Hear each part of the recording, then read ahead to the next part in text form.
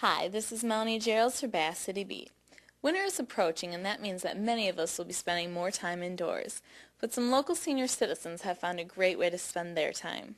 They're model hobbyists who set up a variety of model trains, and we're going to find out why building trains is so important to them. Several different scales, from the largest poplar G scale down to Lionel, which is the largest children's toy. I brought trains with me to the apartment when I moved in. I never got to use them. My father bought them for my brother many, many years ago, and I never got to play with them. I never dreamed that I would even get a chance to set these up. I had these chains in storage. Then I met Tom, and this all evolved. This is the first time I ever got a chance to do this. Last time I saw a train was going across a track. I ain't never got a chance to see people setting up this stuff.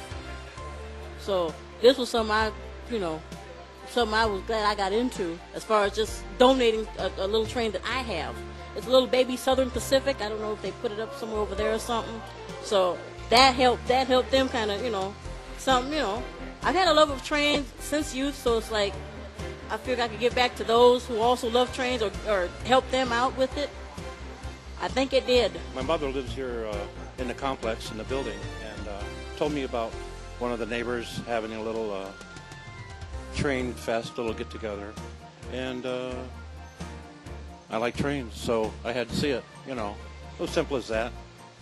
And I have some train stuff myself, and the interest in other people's stuff is, inspiring to your, other people and yourself. I would be involved with trains if I was drawing, if I'm an artist, resident artist here at the building, and I was going to do like a picture of a train for them, but I didn't know they was going to do this, this quick.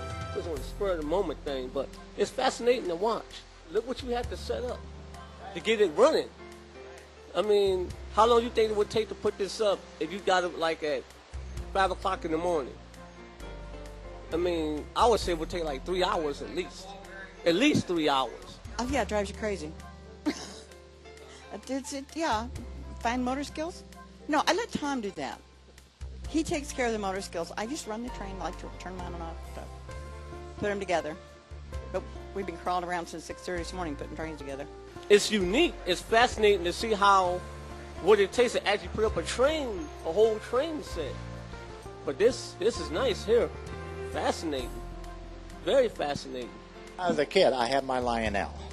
But as space is getting smaller on me, I've been needing smaller trains, but something to do during the winter, and the ideal hobby, this is the reason for the Z scale, because you can do everything you can in the larger scales, but in a smaller amount of space. Here's one of the signs I built that normally didn't come with the building. They're actually neon signs.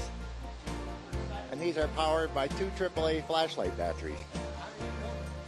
They come as a kit, and you assemble them, and you can get different Coca-Cola or whatever you want, some of the names of the restaurants and things like that, but just so that you can see that's really something there, isn't it? These are the little kits, the Z-scale kit that you can buy and assemble buildings and cars. Most of them are what they call ready to run. You just take out of a box, but half the fun is building the item during a cold winter day. I love to see the lighted passenger trains, and I used to turn the lights off and run mine at night. And if we have all the marker lights on the back of the thing, and then they make a drum head for the back of the observation car that's lit. Gives the name of the train, and you just get hooked. That's it. People's more interest in, children and video games and, other things other than, train stuff. Some grasp it, some get into it later or whatever that. I was a slow bloomer. I looked at it for all my younger life, but it wasn't until I was really early 20s and I started getting serious about it, I got the sickness. My grandson is 16 years old. He doesn't like trains yet. But he will, because he'll inherit them. And I said, you save them till you're 50 or 60, and then you'll like them much better, because that's, what else do we do? I work a job. I drive a city bus around here. But most everybody doesn't work a job, because we're all supposed to be retired senior citizens. We worked harder today than we've worked in ages. Many people think that model trains are just for children at Christmas, but they're so much more than that.